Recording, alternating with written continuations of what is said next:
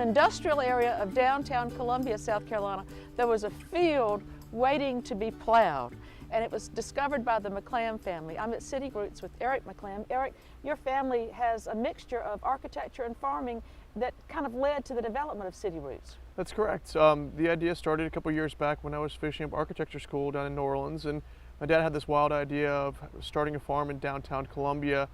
He knew that he wanted to be close to home and wanted to have a farm, so he approached me about it. No one was hiring architects, and I said, yeah, sure, why not? I'll come back for a couple of months, and years later I'm still here and fall in love with it. But we knew that it was something that Columbia maybe wanted or needed, and went forward with it. Sustainability is the basis of this farm, and that's even reflected in the first building that you put up. That's correct. With the architectural background, we started there, where we felt comfortable, obviously. We designed it to be suitable to the South Carolina climate. A lot of windows and doors for cross ventilation. It's naturally ventilated. It's our packing shed, and you name it, it's a multi-purpose space. Well, let's walk outside and see what you've got growing out back. How did you get the fields in such great shape to produce these beautiful crops? Well, the first thing we did, we brought in a bunch of city compost. So we brought in some really healthy soil with a lot of organic matter in it. With that, we began to grow out in the field a number of varieties of vegetables. But what we do to maintain that soil fertility, we do a lot of cover cropping and crop rotation to kind of mitigate some pests, but also maintain our soil fertility. We always have about a quarter to a third of each field planted in a cover crop, and the rest in a harvestable crop. And then I see big truckloads of what looks like compost in action. That's true. We have several windrows of compost, which we turn pretty regularly.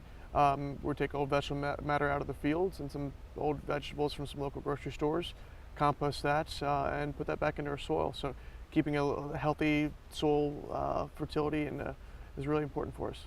The second building you put up, I think you went back to your grandfather's hometown and found an old tobacco barn or greenhouse? We did actually. We picked up an old tobacco greenhouse and disassembled it and reassembled it here on site. So reusing and recycling an old building to be able to produce our transplants and a couple other things in there. Well, let's talk about what's in there, because you've got a fascinating fish tank and some other crops, some microgreens and all kinds of things, worms. Everybody's enjoying that greenhouse. Sure. I guess I'll start with the first thing, the aquaponics system. So we raise tilapia type of fish in there. Aquaponics stands for aquaculture and hydroponics.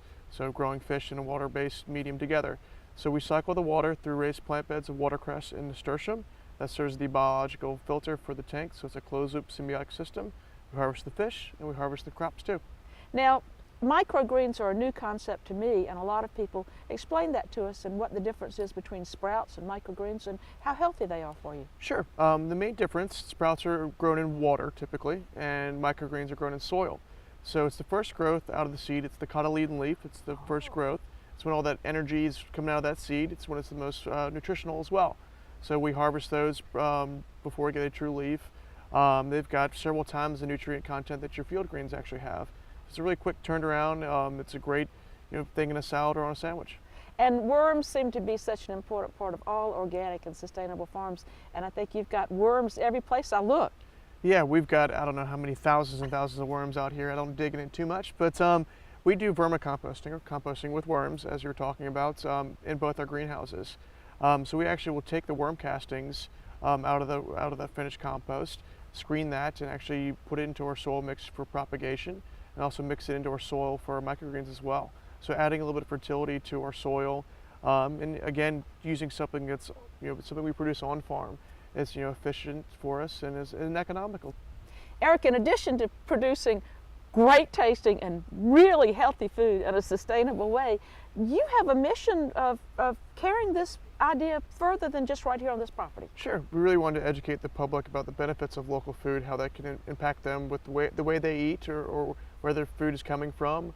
And with that is kind of the community and how that's developed around the farm and how we can support them and have them support us, which is through our community supported agriculture program, where people can be a part of the bounty of the farm. They can come down here and take a tour and see the farm. And volunteers are a large part of your workforce here, and so you're training people?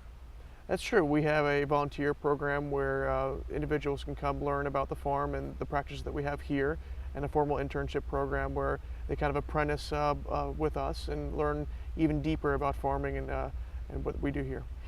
I think lots of people are going to want to learn more about what's going on here. And what's the best way to find out about City Roots Farm? The best way is to go online. You can find our website at www.cityroots.org, or you can go on Facebook and look for us there. But also you can email me directly at eric@cityroots.org. Well, I've had a grand time, and now I am about to starve to death. Let's go forage. All right, perfect.